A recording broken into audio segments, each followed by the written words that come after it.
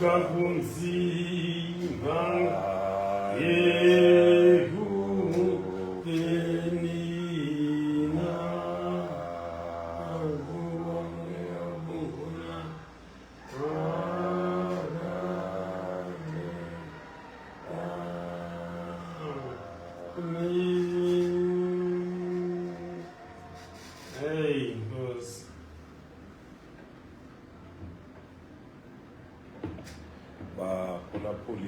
besabela FM masizimilisele intente zethu kule ndawo ethi incwadi kaYohane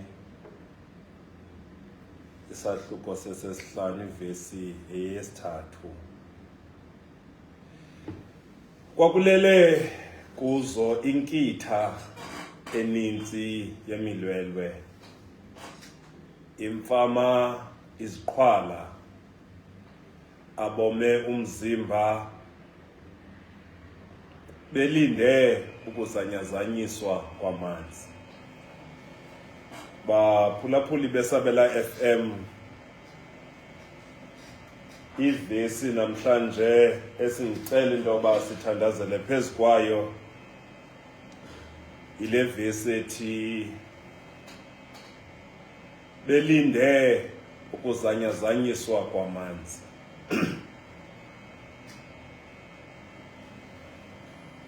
Baphulaphuli sidibana apha noYesu esendleleni.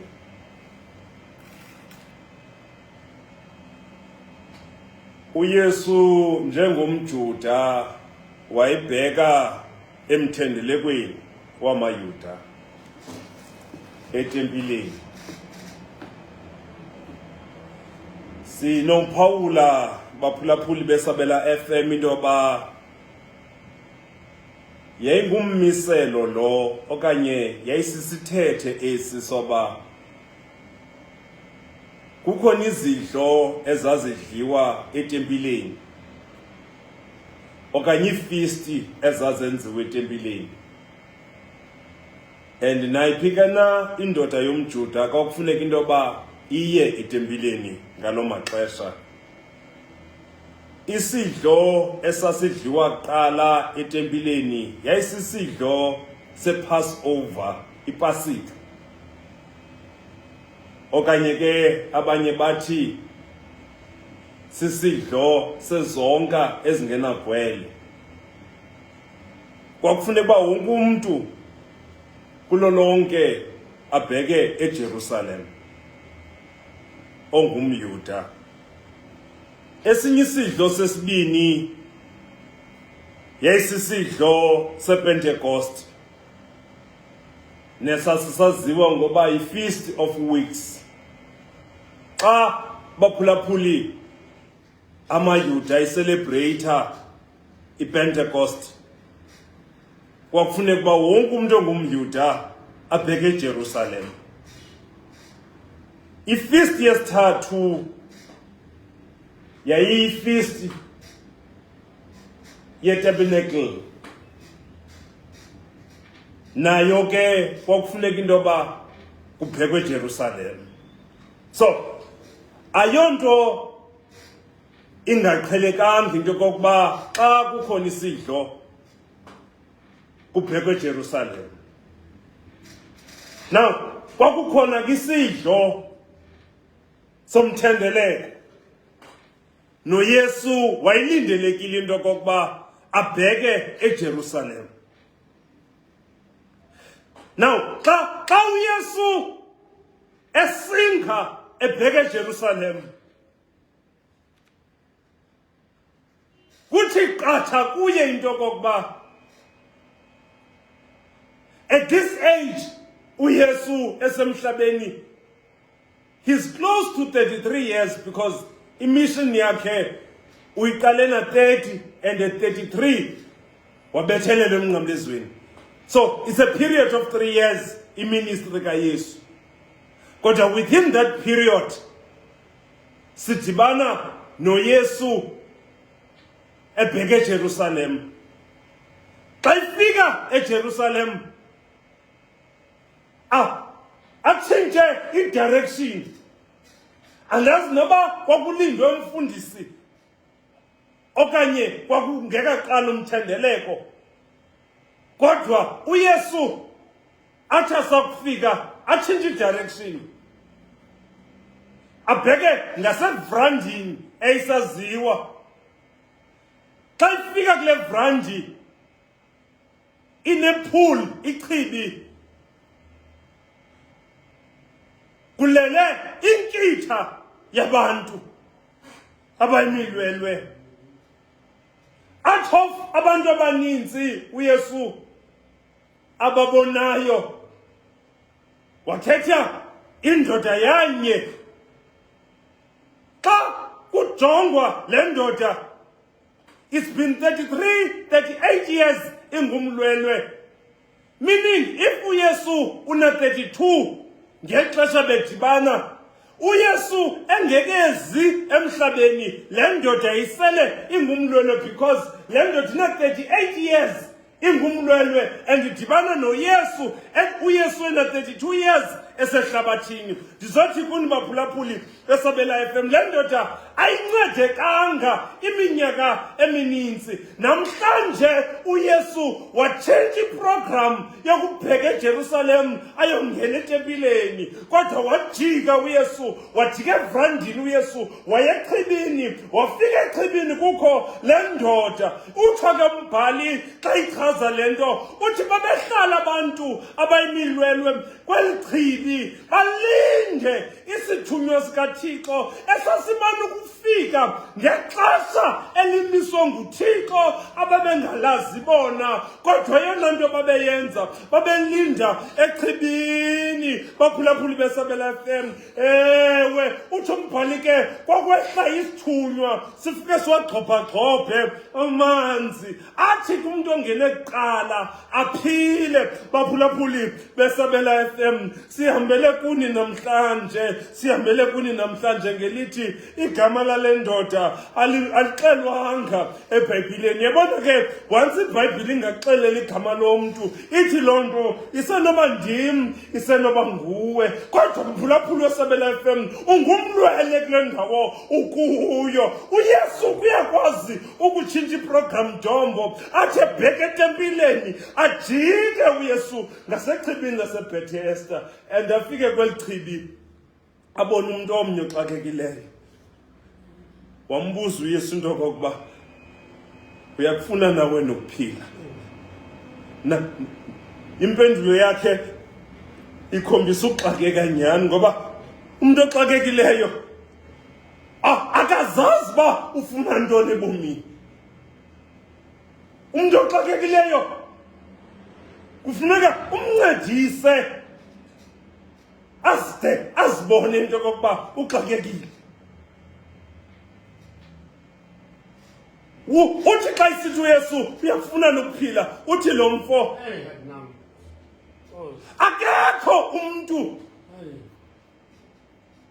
okhaleza andibambe andiphose emanzini ndithi ndisazama ukuphakama, sele kukhona umuntu otsibileyo. Ngelishwa isithunywa besifika kube kanye emveni kwethuba, so kwixesha eligqithileyo khange kubekho mntu, nakwixesha eligqithileyo khange kubekho mntu. Andinamntu onokundinceda, akazazi into yokokuba uthetha nabani lo mfo. Jongo masivumelane okokuba le ndoda ayitreyiswa ibonakale ilikholo.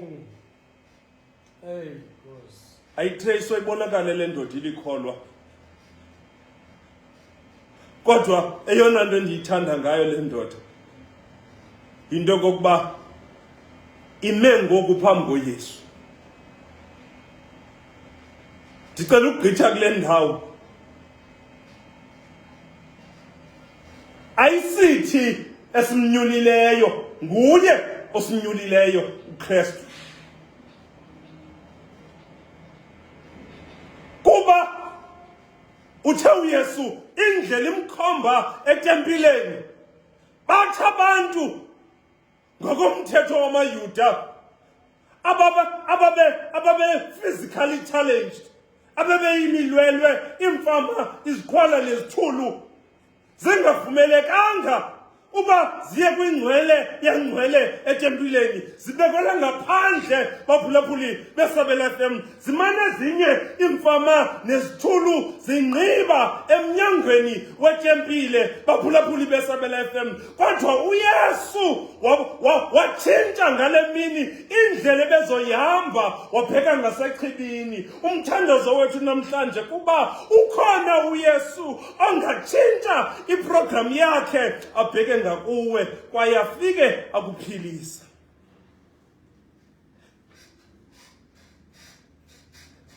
Take note, Tombo. Yes. Uthi uYesu thabathi ikhuko lwakho ke uhambe. And the first miracle kwesi story into kokuba impiliso yakho ayizuza ngolhlobo ulilindeleyo. uThixo unendlela ezininzi zokusebenza. Socinga into yokuba uThixo uneprogram yokusebenza nangeyiphi indlela. Ewe isithunywa besisihla ekwakuphulaphulisa wagxobhagxobha amanzi athi ongenileyo aphile. Namhlanje uYesu ulichibi ngokwakhe baphulaphuli beSabela FM. Kodwa le ndoda ayimqondi kuba ibambe iprogram yokokuba xa sithe sehla isithunywa kufuneka kube khona umuntu otsibayo. Uthi uYesu kuye, thabatha ukhukho lwakho uhambe. Eyona nto ingozi baphulaphuli beSabela FM kukucinga into yoba singazigqiba indlela zikaThixo. Zininzi indlela uThixo asondela ngazo ebantwini bakhe. Namhlanje uThixo usibonisa into yokokuba people who persevere and people who are patient, abantu abanomonde nabantu abakwazi ukunyamezela bayakwazi ukufumana izinto nezipho zikaThixo. Abantu abakwazi ukunyamezela bayakwazi ukufumana izipho zikaThixo. Abantu abafuna shortcuts baphosana namadinga kaThixo. Namhlanje baphulaphuli beSabela FM, uYosefu wathathwa ngabakhuluwa bakhe wathengiswa kuma-Ishmayeli, kwathathwa ingubo yaswa kuyise, kwathiwa unyana wakho omthanda kakhulu ufile, nali igazi engubeni yakhe. Walila uyise wancama. Nama-Ishmayeli amthengisa eyiphutha njengekhoboka uYosefu. Wahlala eyiphutha iminyaka. Wathe wenzelwa namayele ke nqe inkosikazi kaPotifo. Kodwa asaphuma apho uYosefu wanyamezela ukujikelwa ngabantu ebebancedile ngobatyhilela amaphupha. Umnqamli kaFaro esethi kuye, sekushiyeka iintsukwana uFaro akhumbule uphuma phejele. Kodwa zenithi nakukhululwa madoda nindikhumbule. Sele ejikelwe ngabazalana naye, walahlwa nangabantu behleli naye esiseleni besengxakini inye, belila becula iculo elinye, belila inyembezi ezinye kuba bebandezelekile besentolongweni. Kodwa bathe aba bantu basakukhululwa basuka bamlibala uYosefu. Ewe baphulaphuli beSabela FM, nakule prison nakule ntolongo uYosefu ungene kuliyele kenxe. Kodwa uthi Dombo asakuphuma apho, uThixo amphe abantwana uYosefu. Ndithanda omnye umntwana kuba wamthiya igama. Intsingiselo yegama lomntwana wathiwe nguYosefu, wathi uThixo undiqhamisile ezweni lentsizi zam. Baphulaphuli beSabela FM, sizothi namhlanje abantu abalinda kuThixo bayawazuza amadinga kaThixo. Ndimvangana umbhali esithi aba bonke bafa ngokholo bengawafumananga amadinga kodwa basuka bawabona kude bakholosa, balindile abantu bakaThixo, balinde emangcwabeni, bayamkela inkosi, babhubha bekholwa, balinde idinga linye lidinga baphulaphuli lalokuba uYesu aphinde abuye asithathe asisezulwini. Bazalwane bam abazintanda, ewe belinde ukuzanyazanyiswa kwamanzi atsho amaXhosa inyawo elingxamayo yebhudi indlela. Linda mphulaphuli, uThixo usendleleni, uThixo usendleleni kwaye uThixo usendleleni nje ebheke eJerusalem, unako ukujika ngasechibini laseBethesda. Unjalo uThixo, uyakwazi uThixo ukwenza i-U-turn. Mphulaphuli weSabela FM, lila wazi nje into yokokuba uThixo uyakwazi ukwenza i-U-turn, uyakwazi uThixo ukwenza i-detour kwizinto ebezikade ziqhelekile zisaziwa, athi uThixo azenze ngokulunywa uhlobo. Bekusaziwa into yokokuba yonke indoda yomJuda ngexesha lomthendeleko bifuneka eJerusalem, kodwa uYesu esiya etempileni wathatha i-detour wajika ngasechibini laseBethesda. Sizothi baphulaphuli beSabela FM, umthandazo wethu namhlanje, hlala ulinde uThixo. uThixo uyakwazi uthatha i-U-turn uThixo, uyakwazi uthatha i-U-turn uThixo.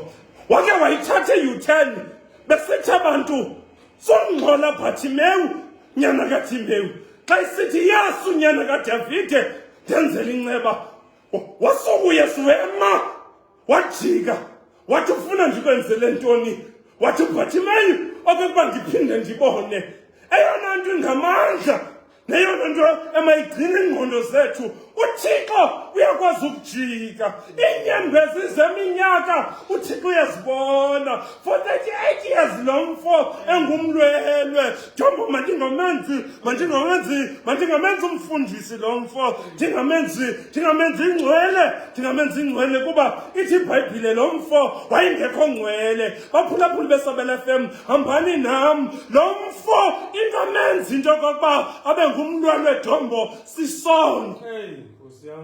Sisono into embeka kule ndawo, le condition akuyo yokokuba abe disabled, abe ngumlwelwe, akazalwanga nayo le meko, kodwa yimeko lena atyhalwe wakhukhuliswa sisono, wawungena kuyo wonzakala. Ngoba kakade isono sinjalo sisiyingqwelerha baphulaphuli beSabela FM, kodwa xa kanye sisonzakaliswa sisono, xa kanye isono sisonzakalisa, ukhona uYesu okwazi ukujika indlela eyetempileni abheke kwichibi laseBethesda, afika abona ingcwelerha, abufika abona umoni. Baphulaphuli beSabela FM, amphilise ufefo lungaka, umuntu ongafanelekanga okokuba uyabukwa lizulu ngenxa yoba ungumphuli wemithetho, kodwa suke uYesu ambuke. Sizisa kuni baphulaphuli, uYesu ufuna abaphuli bemithetho. Sanubajatha abantu bakaThixo, bakhombeni kuYesu. uYesu wayeze ukuzokusindisa nozokufuna oko kulahlekileyo. Ewe baphulaphuli beSabela FM, namhlanje lo mfo akalokholwa Thombo, lo mfo akathandazi Thombo. Akho iBhayibhile ayisapoti into ethi ebelapha ngokholo, kodwa ithi lo mfo at the age of 38 years, 38 wafumaneka elinde ngakwichibi laseBethesda. And kuziqonda into yokokuba akazazi ulinde ntoni. Xa idibana noYesu, he cannot recognize Jesus. Ngoba uYesu amandla kuye ngamandla kuThixo, amandla kaThixo ngamandla kuYesu. Ngoba uYesu nguThixo, uThixo nguYesu. Baphulaphuli beSabela FM, besebenzisa amandla kaMoya Engcwele uyise nonyana. And so ke lo mfo has never studied, has never heard, does not know Christ. Kodwa sale engamazi uYesu. uYesu yena wamazi lo mfo okokuba it's been 38 years ebandezelekile. And wachithi ihambo yakho uYesu wasondela kuye. But eyona nto enceda ababantu, eyona nto enceda umuntu ofuna izinto kuThixo kokuba abe nomonde. Andazi noba wake wamthembisa umntana i-ice cream okanye wamthembisa umntana impahla zeChristmas. Kuthi ngoMarch athi umntana, tata ubuthe uzonithengela ibhayisekile ngeChristmas. Kufuneka uba uthi kuye, mntanam isanguMarch ngoku, iChristmas inge-25 kaDisemba, linda. Abe disappointed umntwana kuba kuye iChristmas nanini na ecinga ngebhayisekile iChristmas, ngoba isithembiso sikayise uyasazi into yokokuba uyise angasifeza isithembiso. Kodwa ingxaki lixesha. Baphulaphuli beSabela FM, aphinde umntana emveni koba kuvola isikolo sikaJuni athi, tata kungathi kanti ubusowulibele, ubuthe uzonithengela ibhayisekile ngeChristmas. Kufuneka uba wena ungumzali uthi kuye, nyana wam ndiyakuthanda, ntombi yam ndiyakuthanda, inene ndizokuthengela ibhayisekile ngeChristmas. Kodwa ngoku isenguJuni July, isebubusika ngoku, ayikabi yiyo iChristmas. Kanjalo nangexesha lespring uzobuya umntwana ngoSeptember athi, ubuthe tata okanye mama uzonithengela. Kodwa i-art ayona nto sizoyimisa, balinde ukuzanyazanyiswa kwamanzi. uThixo unawo amandla okukuphilisa, kodwa uThixo ufuna umlinde ngomonde. Mphulaphuli weSabela FM, kwaye amehlo akho angakhangeli ebantwini, akhangele kumbangi nomgqibelelisi wokholo lwethu uYesu Kristu. Themba uThixo, ukholwe kuThixo. Baphulaphuli beSabela FM, mandiphawule ke izinto ezintathu kuba uDombo uready ukuyingqina le vesi.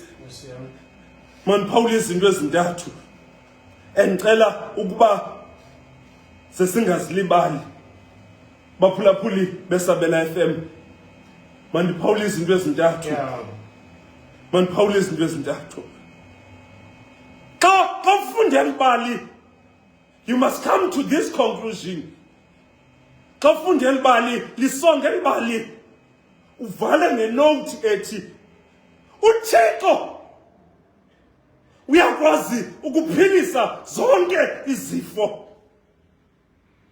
Baphulaphuli beSabela FM, in other words, igama likaThixo lingaphezulu kwamagama ezifo zonke.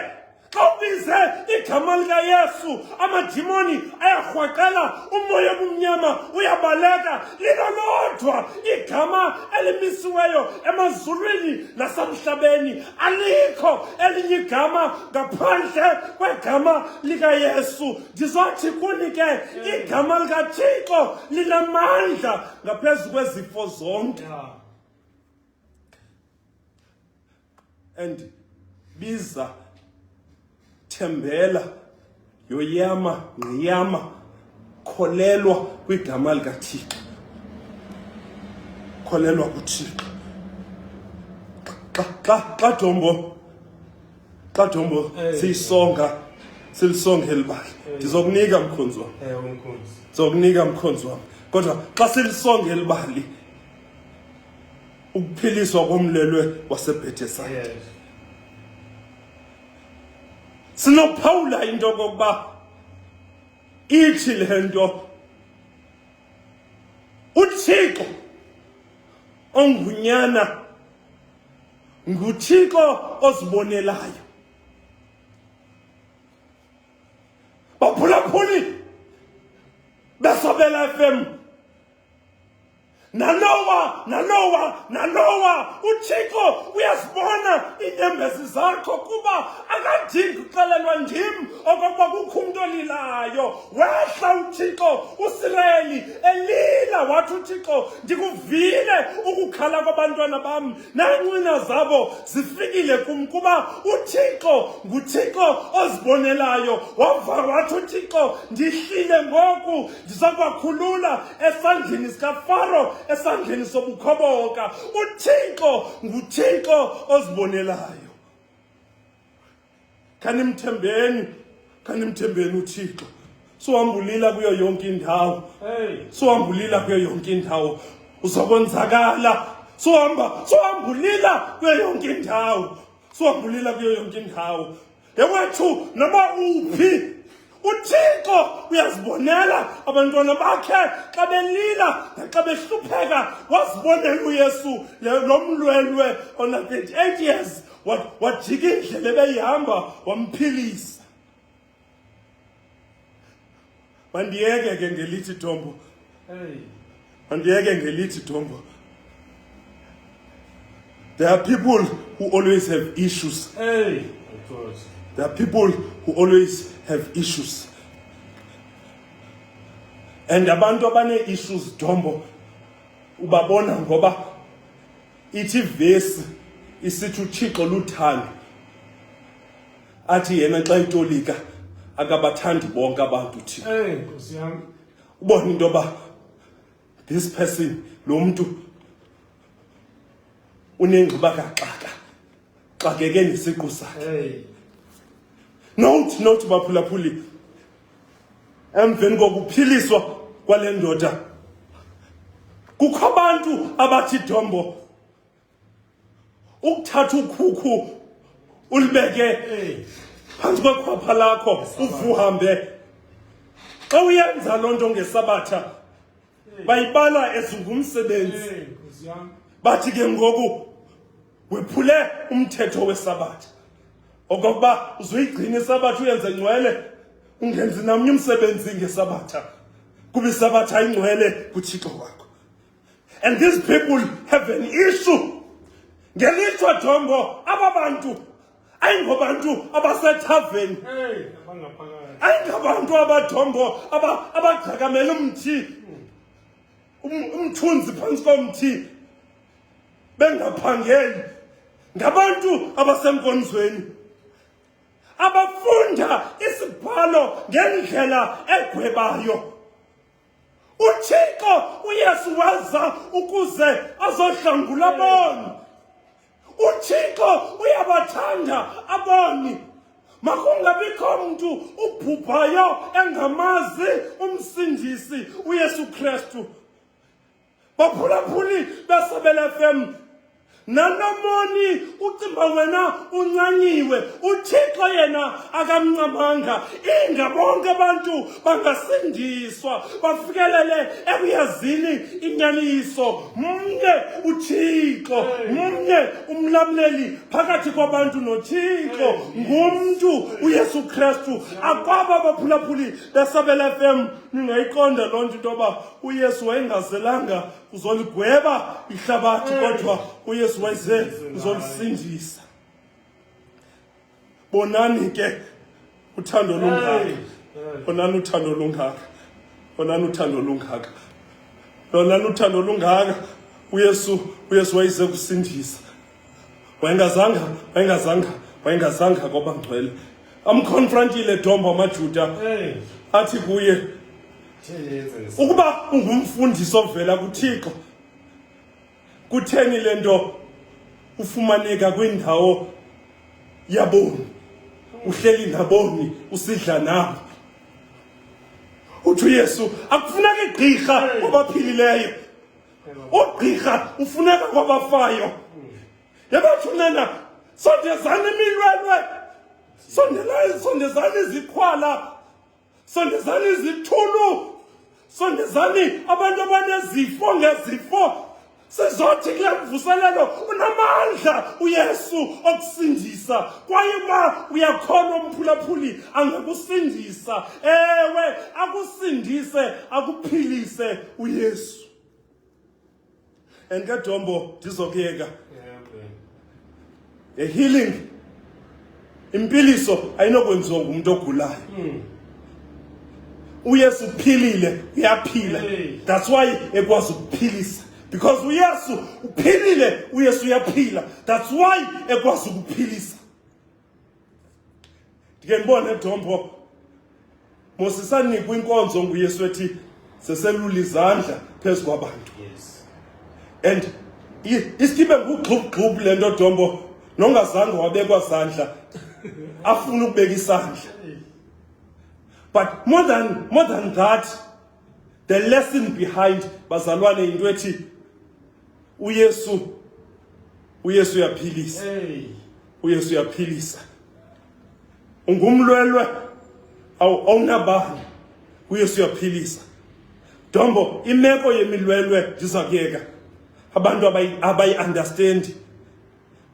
Imeko yomlwelwe imeko Dombo yongakwazi ukuzenzela nto. And uxhomekeke ebantwini ukuze izinto ebomini bakho zenzeke.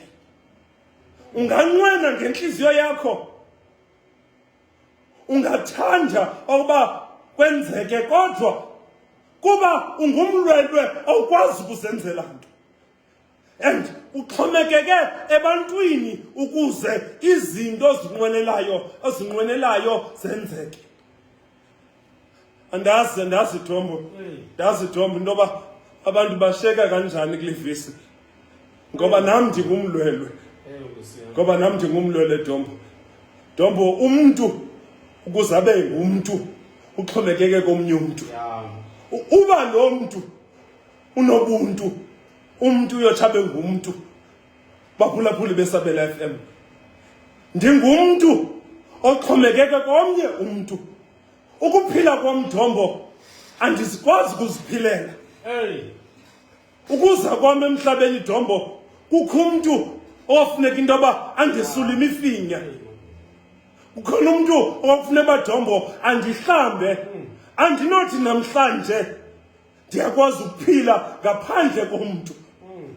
So but it is worth Dombo xa usithi ndirhalela ukuya edolophini kuba ungenazinyawo, ungakwazi ukuhamba, awukwazi kwenza nto. I-worth Dombo xa usithi ndinqwenela ukusebenza kodwa kuba imeko yakho ungakwazi ubekwa ebhedini and uxhomekeke emntwini ukuze azise iplayti kuwe ukuze ube ulala utyile. And kuloo meko Dombo yoba umuntu wangakwazi ukuzenzela nto, wavela uYesu elula isandla emphilisa umuntu. Kumilwelwe esinayo ezindlini ukhona uYesu. Linda uYesu khona.